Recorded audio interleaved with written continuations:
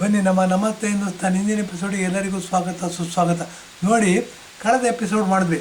ಏನು ಅಂದರೆ modern day warfare ಅಂತಂದರೆ ಈಗ ಪ್ರಪಂಚ ಗ್ಲೋಬಲ್ ವಿಲೇಜ್ ಆಗಿ ಮಾರ್ಪಟ್ಬಿಟ್ಟಿದೆ. ಈಗ ಎಲ್ಲರೂ ಯುದ್ಧ ನೋಡಿ, ರಷ್ಯಾ ಉಕ್ರೇನ್ ಯುದ್ಧ ಶುರುವಾಗಿ 2-3 ವರ್ಷ ಆಯಿತು, ಇನ್ನೂ ನಿಲ್ಲೋ ಲಕ್ಷಣಗಳು ಕಾಣ್ತಾ ಇಲ್ಲ. ಒಂದು ಸರಿ ಉಕ್ರೇನ್ ಬಲ ಜಾಸ್ತಿ ಆಗುತ್ತೆ, ಒಂದು ಸಾರಿ ರಷ್ಯಾ ಬಲ ಜಾಸ್ತಿ ಆಗುತ್ತೆ. ಉಕ್ರೇನಿಗೆ ಬಾಂಬ್ಗಳು ದುಡ್ಡುಗಳು ಕೊಡ್ತಕ್ಕಂಥವ್ರು ಯುರೋಪ್ ಇದೆ, ಅಮೇರಿಕಾ ಇದೆ ಇಂಡೈರೆಕ್ಟಾಗಿ. ರಷ್ಯಾ ಒಂದೇ ನಿಂತ್ಕೊಂಡು ಯುದ್ಧ ಮಾಡ್ತಾಯಿದೆ. ಇರಲಿ, ಈ ಥರ ಇರೋದ್ರಿಂದ ಏನಾಗಿದೆ, ಈಗ ಯುದ್ಧದ tactics everything is fair in love and war ಅಂತ ಹೇಳ್ತಾರೆ. ಇದು ಗಾದೆ, ಇದು ಇಂಗ್ಲೀಷಲ್ಲಿ ಫೇಮಸ್ ಗಾದೆ. ಯುದ್ಧ ಮಾಡ್ತಿದ್ದೀವಿ ಅಂತಂದಾಗ ಎಲ್ಲವೂ ನ್ಯಾಯಬದ್ಧ ಅಂತ, ಏನೇ ಮಾಡಿದ್ರು ನ್ಯಾಯಬದ್ಧ, ಎದುರುಗಡೆ ಸಾಯ್ಬೇಕಷ್ಟೆ. ಅಂಥ ಪರಿಸ್ಥಿತಿನಲ್ಲಿ ನಾವಿದ್ದೀವಿ. ಇಂಥ ಪರಿಸ್ಥಿತಿನಲ್ಲಿ ನಾವಿದ್ದಾಗ ಏನಾಗುತ್ತೆ, ಈಗ ಯುನೈಟೆಡ್ ನೇಷನ್ ಜನರಲ್ ಅಸೆಂಬ್ಲಿ ಇದೆ, ಮತ್ತು ಬೇಕಾದಷ್ಟು SCO ಶಾಂಘೈ ಕೋಪರೇಷನ್ ಇದೆ, ಮತ್ತು WTO ಇದೆ, ಬೇಕಾದಷ್ಟು ಫೋರಮ್ಗಳಿವೆ. ಅಲ್ಲೆಲ್ಲ ಪ್ರತಿ ವರ್ಷ ಮೀಟಿಂಗ್ಗಳಾಗುತ್ತೆ, ಎಲ್ಲರೂ ಕೂತ್ಕೊಂಡು ಮಾತಾಡಬೇಕಾಗತ್ತೆ. ಹಾಗಾಗಿ ಮುಂದಿನ ಹಿಂದೆ ಇದ್ದಷ್ಟು ಭಯಂಕರವಾಗಿ ಕತ್ತಿ ಹಿಡ್ಕೊಂಡು ಗನ್ ಹಿಡ್ಕೊಂಡು ಯುದ್ಧ ಮಾಡ್ತಕ್ಕಂಥ ಪರಿಸ್ಥಿತಿ ಬರೋದಿಲ್ಲ. ಅದೇನು ಮಾಡ್ತಾರೆ, ಇಂಡೈರೆಕ್ಟಾಗಿ ಯುದ್ಧ ಮಾಡ್ತಾರೆ. ನಾವು ದೊಡ್ಡದು, ನಮ್ಮ ಸಂಸ್ಕೃತಿ ದೊಡ್ಡದು, ನಮ್ಮ ದೇಶ ದೊಡ್ಡದು, ನಮ್ಮ ಜನಗಳು ಅತ್ಯಂತ ಶ್ರೀಮಂತರು, ಇದನ್ನೆಲ್ಲ ತೋರಿಸ್ಕೋಬೇಕು ಅಂತಂದರೆ ಬ್ಯಾಲೆನ್ಸ್ ಮಾಡಬೇಕು. ಏರುಪೇರುಗಳಾಗ್ತಾ ಇರುತ್ತೆ ವ್ಯವಹಾರದಲ್ಲಿ. ಆ ಏರುಪೇರುಗಳಾಗಿದಾಗ ಏನಾಗುತ್ತೆ, ಅದನ್ನು ಬ್ಯಾಲೆನ್ಸ್ ಮಾಡೋದಕ್ಕೆ, ಅಡ್ವಾಂಟೇಜ್ ತಗೊಳ್ಳೋದಕ್ಕೆ ಟ್ಯಾಕ್ಸ್ ಅನ್ನೋದನ್ನು ಹಾಕ್ತಾರೆ. ಈ ಟ್ಯಾಕ್ಸ್ ಅನ್ನೋದಿದೆ ನೋಡಿ, ಅದು 2 ಥರ. ಈಗ ಅಮೇರಿಕಾದಿಂದ ನಾವು ಸಾಮಾನು ತರಿಸ್ತೀವಿ ಅಂತ ಇಟ್ಕೊಳ್ಳಿ, ಅದು ಸರ್ಕಾರನೇ ಟ್ಯಾಕ್ಸ್ ಹಾಕ್ಬಿಡುತ್ತೆ ಅಮೇರಿಕನ್ ಐಟಮ್ಗಳಿಗೆ. ಅದು ಒಂಥರ ಟ್ಯಾಕ್ಸ್ ರಿಸೀಮು. ಅದಲ್ಲದೆ ಇನ್ನೊಂದು ಟ್ಯಾಕ್ಸ್ ಸಿಸ್ಟಮ್ ಇದೆ. ಏನು ಅಂದರೆ, ನಮ್ಮ ದೇಶದಲ್ಲೇ ಮಾಡ್ತೀವಿ ನಾವು ಐಟಮ್ಗಳನ್ನ, ನಮ್ಮ ದೇಶ ಸರ್ಕಾರಕ್ಕೆ ಹಣ ಬೇಕಾಗುತ್ತೆ. ಅದಕ್ಕೇನು ಮಾಡ್ತಾರೆ ಸರ್ಕಾರದವರು, ಈ ಐಟಮ್ಗಳ ಮೇಲೂ ನಮ್ಮ ದೇಶದಲ್ಲೇ ಉತ್ಪತ್ತಿ ಆಗಿರ್ತಕ್ಕಂಥ ಐಟಮ್ಗಳ ಮೇಲೂ ಟ್ಯಾಕ್ಸ್ ಹಾಕ್ತಾರೆ. ಈ 2 ಥರ ಟ್ಯಾಕ್ಸ್ ಐಟಮ್. ಒಂದು ಹೊರಗಡೆಯಿಂದ ಬರೋ ಐಟಮ್ಗಳಿಗೆ ಹಾಕ್ತಕ್ಕಂಥ ಟ್ಯಾಕ್ಸ್ ಒಂದಾದರೆ, ನಮ್ಮ ಒಳಗಡೆ ಉತ್ಪಾದನೆ ಆಗ್ತಕ್ಕಂಥ ಐಟಮ್ಗಳಿಗೆ ಟ್ಯಾಕ್ಸ್ ಹಾಕೋದು 2ನೇ ವಿಧಾನ. ನಮ್ಮ ದೇಶದಲ್ಲಿ 2ನೇ ವಿಧಾನ. ನಮ್ಮ ದೇಶ ಬಡ ದೇಶ ಅಂತ ಹೇಳ್ತಾಯಿದ್ರು.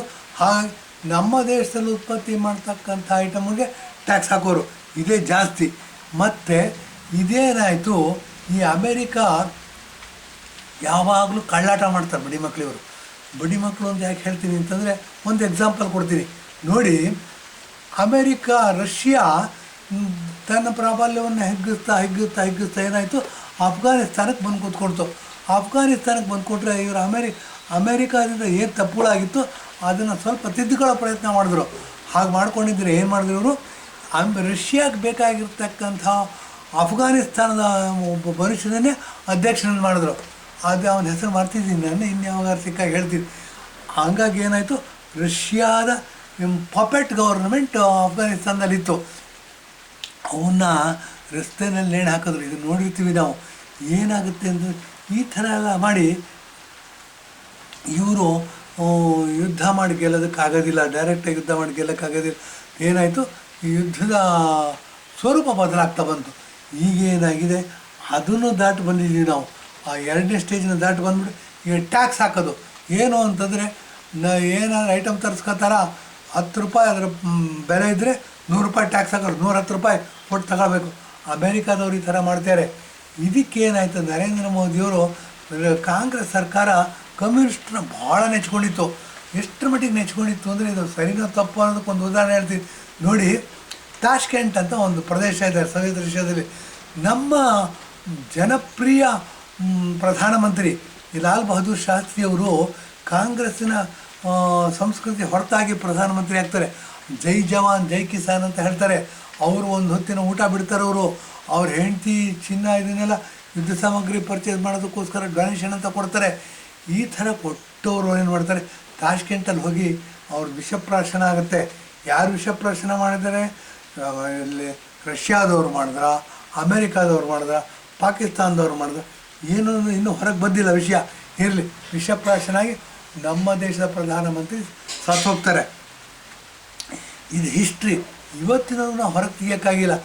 ಇದೇ ಸಂದರ್ಭದಲ್ಲಿ ಅದ್ಯಾರು ಸುಭಾಷ್ ಚಂದ್ರ ಬೋಸ್ ಇದ್ದರಂತೆ, ಅವರು ಅಲ್ಲಿ ಕೂತ್ಕೊಂಡಿದ್ದರಂತೆ, ಇಲ್ಲಿ ಕೂತ್ಕೊಂಡಿದ್ದರಂತೆ, ಅವರು ಭಿಕ್ಷುಕರ ಥರ ಕಾಲ ಕಳೆದ್ರಂತೆ. ಇದೆಲ್ಲ ಹೇಳ್ತೀವಿ. ಎಂಥ ದುರಂತ! ಬೇರೆ ದೇಶಗಳಲ್ಲಾದರೆ ಈ ಥರ ದೇಶಕ್ಕೋಸ್ಕರ ಹೊಡೆದಾಡಿದವ್ರಿಗೆ ಇಂಥ ಪರಿಸ್ಥಿತಿ ಬರುತ್ತಾ? ಅದಕ್ಕೆ ನಾವು ಹಗಲೆಲ್ಲ ಹೇಳೋದು ನಮ್ಮ ದೇಶ ಬನಾನಾ ರಿಪಬ್ಲಿಕ್.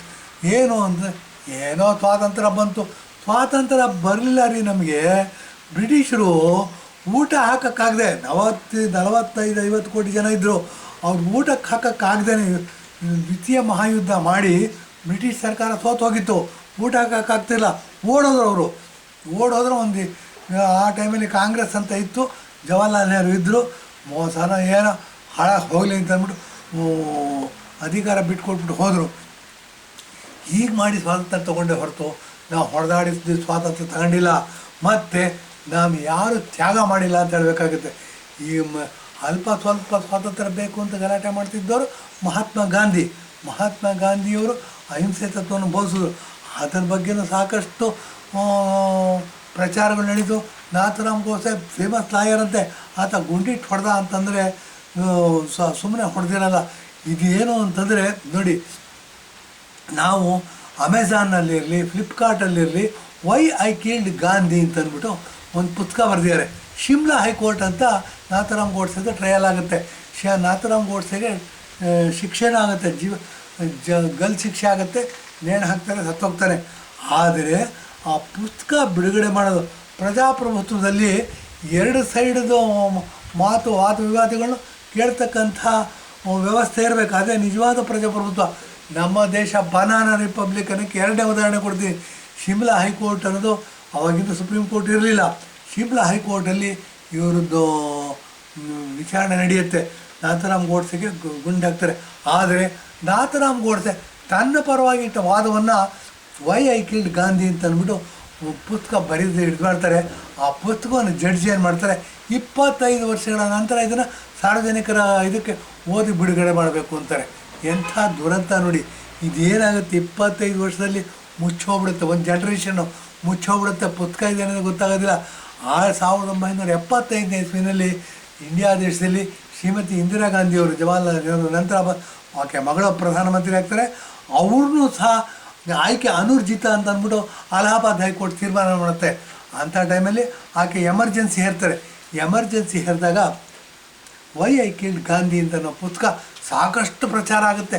ಯಾಕೆಂದರೆ ಸರ್ಕಾರದ ವಿರೋಧವಾಗಿ ಅಂಥ ಟೈಮಲ್ಲಿ ಆ ಪುಸ್ತಕವನ್ನು ಓದಿ ಅಲ್ಪ ಸ್ವಲ್ಪ ತಿಳ್ಕೊಂಡಿರ್ತಕ್ಕಂಥ ನಾನು ಒಬ್ಬ. ನಾಥರಾಮ್ ಗೋಡ್ಸೆ ಸುಮಾರು 100ಕ್ಕಿಂತ ಹೆಚ್ಚು ರೀಸನ್ಗಳನ್ನ ಕೊಡ್ತಾರೆ ವೈ ಐ ಕಿಲ್ಡ್ ಗಾಂಧಿ ಅಂತ ಅಂದ್ಬಿಟ್ಟು. ಇರಲಿ, ಆ ಪುಸ್ತಕನ ತೊಗೊಂಡು ಓದಿ. ಅಮೆಝಾನಲ್ಲಿ ಸಿಗುತ್ತೆ, ಫ್ಲಿಪ್ಕಾರ್ಟಲ್ಲಿ ಸಿಗುತ್ತೆ, ಇಂಟರ್ನೆಟ್ ಪುಸ್ತಕ ದೊಡ್ಡ ಬುಕ್ ಸ್ಟಾಲ್ಗಳು ಸಿಗುತ್ತೆ. ಎಲ್ಲರೂ ತಗೊಂಡು ಓದಿ. ಯಾಕೆ ಅಂತಂದರೆ, ನಾವು ನಮ್ಮ ಶರೀರವನ್ನು ಆರೋಗ್ಯವಾಗಿ ಇಟ್ಕೋಬೇಕು ಅಂತಂದರೆ ಬರೀ ಮುಖ ಮಾತ್ರ ಸರಿಯಾಗಿ ಇಟ್ಕೊಂಡ್ರೆ ಸಾಲದು, ಇಡೀ ಶರೀರವನ್ನು ಸರಿಯಾಗಿ ಇಟ್ಕೋಬೇಕು. ಹಾಗೆ ನಮ್ಮ ಸಮಾಜವನ್ನು ಸ್ಟ್ರಾಂಗಾಗಿ ಕಟ್ಟಬೇಕು, ನಮ್ಮ ದೇಶವನ್ನು ಸ್ಟ್ರಾಂಗಾಗಿ ಕಟ್ಟಬೇಕು. ನಮ್ಮ ದೇಶ ಯಾವತ್ತೂ ಬಲಿಷ್ಠವಾಗಿರಬೇಕು ಅಂತಂದರೆ ಪರವಾಗಿ ಇರ್ತಕ್ಕಂಥ ಲೇಖನಗಳನ್ನ ಓದಬೇಕು, ವಿರೋಧವಾಗಿರ್ತಕ್ಕಂಥ ಲೇಖನಗಳು ಓದಬೇಕು. ದುರದೃಷ್ಟಕರ ಅಂತಂದರೆ 1967ರಿಂದ 2014ವರೆಗೂ ಸುಮಾರು 60-70 ವರ್ಷಗಳ ಕಾಲ ಕಾಂಗ್ರೆಸ್ ರೂಲ್ ಮಾಡಿದ್ದರಿಂದ ನಮಗೆ ವಿರೋಧವಾದ ಯಾವ ಇವುಗಳು ಸಿಗಲಿಲ್ಲ. ಈ ಪುಸ್ತಕವನ್ನು ತಗೊಂಡು ಓದಿದ್ರೆ ನಮ್ಮ ನಿಜವಾದ ಕಣ್ಣು ತೆರೆಯುತ್ತೆ. ನಮ್ಮ ದೇಶದ ಬಗ್ಗೆ ನೆಗೆಟಿವ್ ಮತ್ತು ಪಾಸಿಟಿವ್ ಪಾಯಿಂಟ್ಸ್ಗಳು ಗೊತ್ತಾಗುತ್ತೆ ಅಂತ ಹೇಳಿ ಮುಂದುವರಿಸ್ತೀನಿ. ಈ ಥರ ಇದು ಮಾಡಿಕೊಂಡು ಬಂದಾಗ ಏನಾಗುತ್ತೆ ನೋಡಿ, ಮಾಡರ್ನ್ ಡೇ ವಾರ್ಫೇರ್ ಪಾರ್ಟ್ 2 ಅಂತ ಶುರು ಮಾಡಿದ್ವಿ. ಇದು ಹಿಂದೆ ಎಪಿಸೋಡ್ ಮಾಡಿದ್ದು ನಾವು ಧರ್ಮಸ್ಥಳ ವಿಷಯ ಮಾತಾಡಿದ್ವಿ. ಈ ಮಾಡರ್ನ್ ಡೇ ವಾರ್ಫೇರ್ ಏನು ಅಂತಂದರೆ, ಈಗ ಟ್ರಂಪ್ ನೋಡಿ, ಆತ ಹುಚ್ಚ ಅಂತಂದರೆ ಒಂಥರ ಇದ್ದಂಗೆ ಆಯಿಲ್ ಪೈಲ್ ಗಿರಾಕಿ ಅಂತ ಹೇಳ್ಬೋದು. ಇವ್ರೇನು ಮಾಡಿದ್ದಾರೆ, ನರೇಂದ್ರ ಮೋದಿಯವರು ಸಾಕಷ್ಟು ಪ್ರಚಾರಗಳಾಯಿತು, ಟಿ ವಿನಲ್ಲಿ, ಪೇಪರ್ಗಳಲ್ಲಿ. ಭಾಳ ಬೆಸ್ಟ್ ಫ್ರೆಂಡ್ ಅಂತ ಹೇಳಿದ್ರು, ದೊಡ್ಡ ಫಂಕ್ಷನ್ಗಳು ಮಾಡಿದ್ರು, ಎಲ್ಲ ಮಾಡಿದ್ರು. ಆದರೆ ಆಯಪ್ಪ ಏನು ಮಾಡಿದ್ದಾರೆ, ಅಲ್ಲಿ ಇಂಟರ್ನಲ್ ಟ್ಯಾಕ್ಸ್ ಹಾಕೋದು ಕಡಿಮೆ, ಎಕ್ಸ್ಟರ್ನಲ್ ಟ್ಯಾಕ್ಸ್ ಹಾಕೋದು ಜಾಸ್ತಿ. ಅವರೇನು ಮಾಡಿದ್ದಾರೆ, ಇಂಡಿಯಾ ದೇಶಕ್ಕೆ ಟ್ಯಾಕ್ಸ್ನ ಸಖತ್ತಾಗಿ ಜಡ್ದು ಬಿಟ್ಟಿದ್ದಾರೆ. ಅದೇನೋ 50% ಜಾಸ್ತಿ ಆಗಿದೆ ಅಂತ. ₹100 ಕೊಡೋ ಕಡೆ ₹200 ಕೊಟ್ಟು ತಗೋಬೇಕು. ಐಟಮ್ಗಳು ಬೇಕು ಅಂತಂದರೆ ಆರ್ಟಿಫಿಷಿಯಲ್ ಇಂಟೆಲಿಜೆನ್ಸ್ ಅಂತ ಬರುತ್ತೆ. ಆರ್ಟಿಫಿಷಿಯಲ್ ಇಂಟೆಲಿಜೆನ್ಸ್ ಅಂತಂದರೆ ಕಂಪ್ಯೂಟರ್ಗೆ ಸಂಬಂಧಪಟ್ಟಿದ್ದು ಎಲ್ಲ ವಿಷಯಗಳು ಬರುತ್ತೆ. ಅದನ್ನು ತಗೋಬೇಕು ಅಂತಂದರೆ ಅಮೇರಿಕಾನೇ ನಂಬರ್ 1ನಲ್ಲಿದೆ. ತಗೋಬೇಕು ಅಂತಂದರೆ ₹1 ಐಟಮ್ನ ನಾವು ₹100 ಕೊಟ್ಟು ತಗೋಬೇಕು. ಯಾಕೆಂದರೆ ಅದು ಬಿಟ್ಟರೆ ಬೇರೆ ಸಿಗೋದಿಲ್ಲ. ಈ ಥರ ಮೊನೋಪಲಿ ಮಾಡ್ಕೊಂಡು ಕೂತಿದ್ದಾರೆ. ಇದಲ್ಲದೆ ಎರಡನೇ ಇದೇನು ಅಂತಂದರೆ ಅಮೇರಿಕಾದ ಬಿಗ್ಗೆಸ್ಟ್ ಇದೇನು ಅಂತಂದರೆ ಕಾರ್ನ ಮ್ಯಾನುಫ್ಯಾಕ್ಚರ್ ಮಾಡ್ತಾರೆ. ಈ ಕಾರ್ ರೇಸ್ಗಳಾಗುತ್ತೆ, ಅದು ನೋಡಿದಾಗ ಗೊತ್ತಾಗುತ್ತೆ ನಮಗೆ ಎಷ್ಟು 250, 300, 400, 500 ಕಿಲೋಮೀಟ್ರ್ ಫಾಸ್ಟಲ್ಲಿ ಹೋಗ್ತಕ್ಕಂಥ ಕಾರ್ಗಳಿವೆ. ಈ ಥರ ಕಾರ್ಗಳನ್ನ ಮಾಡಿಬಿಟ್ಟು ಇವರೇನು ಮಾಡ್ತಾರೆ, ಇಡೀ ದೇಶದ ಎಕಾನಮಿನೇನು ಕಂಟ್ರೋಲ್ ಮಾಡ್ತಾಯಿದ್ದಾರೆ. ಮತ್ತು ಆರ್ಟಿಫಿಷಿಯಲ್ ಇಂಟೆಲಿಜೆನ್ಸ್ ಅಂದ್ಬಿಟ್ಟು ಕಂಪ್ಯೂಟರ್ ಇದೇನಿದೆ ಅದನ್ನು ಸಹ ಇದು ಮಾಡ್ತಾರೆ, ಕಂಟ್ರೋಲ್ ಮಾಡ್ತಾರೆ. ಹೀಗಾಗಿ ಅಮೇರಿಕಾ ವಿಶ್ವದ ದೊಡ್ಡಣ್ಣ ಅಂತ ಕರಿತೀವಿ. ಏನೇ ಆದರೂ ಅಮೇರಿಕಾ ಒಂದು ಕಡೆ, ವಿಶ್ವದ ಇತರ ರಾಷ್ಟ್ರಗಳ ಒಂದು ಕಡೆ. ಈ ದೊಡ್ಡಣ್ಣ ಏನಾಗಿದೆ, 5 ಪೈಸೆ ಗಿರಾಕಿ ಇರೋದ್ರಿಂದ ಈತ ನರೇಂದ್ರ ಮೋದಿ ಅವ್ರ ಹೆಗಲ ಮೇಲೆ ಕೈ ಇಟ್ಕೊಂಡು ಬೆನ್ನು ಗುಂಡು ಹೊಡೆದಿದ್ದಾನೆ. ಬೆನ್ನು ಗುಂಡು ಹೊಡೆದಿರೋದು ಅಂತಂದರೆ ನೋಡಿ, ಟ್ಯಾಕ್ಸ್ ಸಿಕ್ಕಾಬಟ್ಟೆ ಜಾಸ್ತಿ ಹಾಕಿದ್ದಾರೆ. ಈಗೇನಾಗಿದೆ, ನಾವು ನರೇಂದ್ರ ಮೋದಿ ತುಂಬ ಬುದ್ಧಿವಂತರು, ಇದಕ್ಕೆ ಪ್ರತ್ಯುತ್ತರನ ತಕ್ಷಣ ಕೊಟ್ಟರು. ತಕ್ಷಣ ಹೇಗೆ ಕೊಟ್ಟರು ಅಂತಂದರೆ, ಇವರು ರಷ್ಯಾಕ್ಕೆ ಹೋಗ್ಬಂದರು, ಶಾಂಘೈ ಕೋಆಪರೇಷನ್ ಆರ್ಗನೈಸೇಷನ್ ಅಂದ್ಬಿಟ್ಟು SCO ಸಮಿಟ್ ಅಂದ್ಬಿಟ್ಟು ಅದಕ್ಕೆ ಹೋಗ್ಬಂದರು. ಈ ಕೊಟ್ಟಿರೋದ್ರಿಂದ ಏನಾಗಿದೆ, ಈಗ ಅಮೇರಿಕಾದವ್ರಿಗೆ ಡವ ಶುರುವಾಗಿದೆ. ಡವ ಶುರುವಾಗಿದೆ. ಎಲ್ಲಿ ನಾವು ಇಂಡಿಯಾಕ್ಕೆ ಹಾಕಿರೋ ಟ್ಯಾಕ್ಸು ಜಾಸ್ತಿ ಆಗಿಬಿಡ್ತಾ, ಪುನರ್ವಿಮರ್ಶೆ ಮಾಡಬೇಕಾ ಅನ್ನೋ ಡಿಬೇಟ್ ಶುರುವಾಗಿದೆ. ಅಲ್ಲಿ ಪ್ರಪಂಚ ಯಾವಾಗಲೂ ಅಷ್ಟೇ, ಯಾರಾದರೂ ಒಬ್ಬರು ಬುದ್ಧಿವಂತ ಕಾಂಗ್ರೆಸ್ ಐನವ್ರಿಗೆ ಈ ಬುದ್ಧಿ ಬರ್ತಾನೆ ಇರಲಿಲ್ಲ. ನರೇಂದ್ರ ಮೋದಿ ಇರೋದ್ರಿಂದ ಇವರೇನು ಮಾಡಿದ್ರು, ಅಮೇರಿಕಾ ಟ್ಯಾಕ್ಸ್ ಹಾಕಿದ ತಕ್ಷಣ ಇವರೇನು ಮಾಡಿದ್ರು, ರಷ್ಯಾಕ್ಕೆ ಹೋಗ್ಬಂದರು, ಪುಟಿನ್ನ ಕರೆದಿದ್ದಾರೆ. ಪುಟಿನ್ನ ಡಿಸೆಂಬರ್ ಬರ್ತಾರಂತೆ. ಇದಲ್ದೇ ಶಾಂಘೈ ಕೋಆಪರೇಷನ್ಗೆ ಹೋದ್ರು. ಯಾಕೆ ಇಂಡಿಯಾಕ್ಕೆ ಇಷ್ಟೊಂದು ಪ್ರಾಬಲ್ಯ ಕೊಟ್ಟಿದ್ದಾರೆ, ಇಂಪಾರ್ಟೆನ್ಸ್ ಕೊಟ್ಟಿದ್ದಾರೆ ಅನ್ನೋದಕ್ಕೆ ಒಂದು ವಿಷಯ ಹೇಳ್ತೀವಿ ನೋಡಿ. ಯಾವುದಾದ್ರು ಒಂದು ಮ್ಯಾನುಫ್ಯಾಕ್ಚರ್ ಮಾಡ್ತೀವಿ ಅಂತಂದರೆ ಅದನ್ನು ಉಪಯೋಗಿಸ್ತಕ್ಕಂಥ ಜನ ಬೇಕು, ಅದನ್ನು ಕೊಟ್ಟು ಕೊಂಡ್ಕೊಳ್ತಕ್ಕಂಥ ಜನ ಬೇಕು. ಆ ಜನಸಂಖ್ಯೆ ಇರೋದು ಚೈನಾ ದೇಶದಲ್ಲಿ ನಂಬರ್ 1. ಎರಡನೇದು ಇಂಡಿಯಾ ದೇಶ. ಹೆಚ್ಚು ಕಡಿಮೆ 150 ಕೋಟಿ ಜನಸಂಖ್ಯೆ ಆಗೋಗಿದೆ. ಏನಾಗಿದೆ, ಚೈನಾ ದೇಶದವ್ರು ಏನು ಮಾಡಿದ್ದಾರೆ, ಪ್ರತಿಯೊಂದಕ್ಕೂ ಶೆಡ್ ತಟ್ಬಿಟ್ಟು ಅಮೇರಿಕಕ್ಕೆ ಎಲ್ಲ ಅವರೇ ಉತ್ಪಾದನೆ ಮಾಡ್ಕೊತಾರೆ. ನಮ್ಮ ದೇಶ ಹಾಗಲ್ಲ. ಏನು ಮಾಡಿದ್ದಾರೆ, ಅನೇಕ ವಸ್ತುಗಳನ್ನ ನಾವು ಅಮೇರಿಕಾದ ತಗೋತೀವಿ, ಅದ್ರ ಮೇಲೆ ಟ್ಯಾಕ್ಸ್ ಇವರು ಡಬಲ್ ಹಾಕಿ $4 ಟೈಮ್ಸ್ ಹಾಕಿ $100 ಟ್ಯಾಕ್ಸ್ ಹಾಕಿದ್ರೆ ನಮ್ಮ ದೇಶದ ಜನ ಎಲ್ಲಿ ಹೋಗ್ತಾರೆ, ಮತ್ತು ನಮ್ಮ ದುಡ್ಡೆಲ್ಲ ಎಲ್ಲಿ ಹರ್ಕೊಂಡು ಹೋಗುತ್ತೆ ಅನ್ನೋದು ಯೋಚನೆ ಮಾಡಬೇಕಾದ ವಿಚಾರ. ಇದೆಲ್ಲ ಯೋಚನೆ ಮಾಡ್ತಾ ನರೇಂದ್ರ ಮೋದಿ ಅವ್ರು ಏನು ಮಾಡಿದ್ರು, ಅಮೇರಿಕಾ ಜೊತೆ ಫ್ರೆಂಡ್ಶಿಪ್ನ ಬೆಳೆಸಿದ್ರು. ಇವರೇನು ಮಾಡಿದ್ರು, ರಷ್ಯಾ ಜೊತೆ ಚಾನಲ್ ಓಪನ್ ಮಾಡಿದ್ದನ್ನು ಸ್ವಲ್ಪ ಸ್ಟ್ರಾಂಗ್ ಮಾಡೋಕ್ಕೆ ಹೊರಟರು. ರಷ್ಯಾದ ಪ್ರೆಸಿಡೆಂಟ್ನ ಕರೆದ್ರು, ಪುಟಿನ್ನ ಇಂಡಿಯಾಕ್ಕೆ ಬಾ ಅಂತ. ಏನೋ ಡಿಸೆಂಬರ್ಲಿ ಬರ್ತಾರಂತೆ. ಮತ್ತು ಶಾಂಘೈ ಕೋಆಪರೇಷನ್ಗೆ ಹೋದರು. ಯಾವುದೇ ದೇಶದ ಜನ ಇನ್ಯಾವುದೇ ದೇಶದ ವಸ್ತುನ ತೊಗೋಬೇಕು ಅಂದ್ರೆ ಜನ ಬೇಕು ತಗೊಳ್ಳೋಕ್ಕೆ. ಆ ತಗೊಳ್ತಕ್ಕಂಥ ಜನ ಇರೋದು ಫಸ್ಟ್ ಚೈನಾ, ನೆಕ್ಸ್ಟ್ ಇಂಡಿಯಾ. ಈ ಪ್ರಪಂಚದ 3/4 ಜನಸಂಖ್ಯೆ, ಇನ್ನೂ ಒಂದು 300 ಕೋಟಿ ಜನ ಆಗ್ಬಿಡ್ತೀವಿ ನಾವು. ಈ ಥರ ಇರೋದ್ರಿಂದ ಅತ್ಯಂತ ದೊಡ್ಡ ಮಾರ್ಕೆಟ್ ಅಂದರೆ ಈಗ ಚೈನಾ, ಅವ್ರಿಗೆ ಬೇಕಾಗಿರೋ ಐಟಮ್ನ ಅವರೇ ಪ್ರೊಡ್ಯೂಸ್ ಮಾಡ್ಕೊತಾರೆ.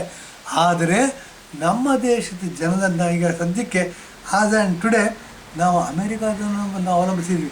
ಮತ್ತು ನರೇಂದ್ರ ಮೋದಿಯವರು ಭಾಳ ಫ್ರೆಂಡ್ಲಿ ಆಗಿ ಇರ್ತಾರೆ, ಭಾಳ ಬೇಗ ಯಾಮಾರಿಸ್ಬೋದು ಅಂತ ಟ್ರಂಪ್ ಅಂದ್ಕೊಂಡಿದ್ರು. ಅದಾಗಲಿಲ್ಲ. ಅದೇನಾಗಿದೆ, ರಿವರ್ಸ್ ಹೊಡಿತಾ ಇದೆ. ಈಗ ಶಾಂಘೈ ಕೋಆಪರೇಷನ್ ಆರ್ಗನೈಸೇಷನ್ ಇರ್ಬೋದು, SCO ಸಮಿಟ್ ಇರ್ಬೋದು, ಅಥವಾ ರಷ್ಯಾ ದೇಶದ ಜೊತೆಗೆ ಆಯಿಲ್ ಒಪ್ಪಂದಗಳಿರ್ಬೋದು, ಇನ್ಯಾವುದೇ ಒಪ್ಪಂದಗಳು ಕೌಂಟ್ರವೇಟ್ ಇಡೋ ಥರ. ಹೇಗೆ ತಕಡಿನಲ್ಲಿ ಒಂದು ಕಡೆ ತರಕಾರಿ ಜಾಸ್ತಿ ಹಾಕ್ತಿರ್ತೀವಿ, ಇನ್ನೊಂದು ಕಡೆ ಬೊಟ್ಟನ್ನ ಇಡ್ತೀವಿ, ಹಾಗೆ ನರೇಂದ್ರ ಮೋದಿ ಮಾಡಿರೋದ್ರಿಂದ ಏನಾಗಿದೆ, ಈಗ ಡಬ ಶುರುವಾಗಿದೆ. ಅಮೇರಿಕಾದವರು ಇನ್ನು ಮುಂದೆ ಇಂಡಿಯಾ ದೇಶವನ್ನು ಗ್ರ್ಯಾಂಟ್ ಅಂತ ತೊಗೊಳಕ್ಕಾಗೋದಿಲ್ಲ ರೀ. ಯಾಕೆಂದರೆ ನಾವು ನಮ್ಮ ದೇಶ ಹಿಂದೂ ದೇಶ, ಅತ್ಯಂತ ಬಡತನದಿಂದ ಬಂದಿರತಕ್ಕಂಥ ಒಬ್ಬ ಹಿಂದೂ ನಮ್ಮ ದೇಶದ ಪ್ರಧಾನಮಂತ್ರಿ ಆಗಿದ್ದಾರೆ. ನಮ್ಮ ಮೂಗು, ನಮ್ಮ ಕಣ್ಣು, ನಮ್ಮ ಕೈ, ನಮ್ಮ ಕಾಲು, ನಮ್ಮ ಕಿವಿ ಅಂತ ಹೇಗೆ ನಮ್ಮ ದೇಶ ಅಂತಕ್ಕಂಥ ಪ್ರಪ್ರಥಮ ಪ್ರಧಾನಮಂತ್ರಿ ನರೇಂದ್ರ ಮೋದಿ. ಇಂಥವನ್ನು ಪಡೆದಿರ್ತಕ್ಕಂಥ ನಾವು ಬಹಳ ಧನ್ಯರು. ಬಹಳ ಒಳ್ಳೆಯ ಟೈಮಲ್ಲಿ ಪ್ರಧಾನಮಂತ್ರಿ ಆಗಿದ್ದಾರೆ. ಇವರು ಇನ್ನೂ 150-200 ವರ್ಷಗಳ ಕಾಲ ಪ್ರಧಾನಮಂತ್ರಿ ಆಗಿರಲಿ. ಮತ್ತು ಇವರ ನಂತರ ಯೋಗಿ ಆದಿತ್ಯನಾಥ್ ಅವರು ಪ್ರಧಾನಮಂತ್ರಿ ಆಗಲಿ ಅಂತ ಅಂದ್ಬಿಟ್ಟು ಇಂದಿನ ಎಪಿಸೋಡ್ ಮುಗಿಸ್ತಾ ಇದ್ದೀವಿ. ಧನ್ಯವಾದ, ನಮಸ್ಕಾರ.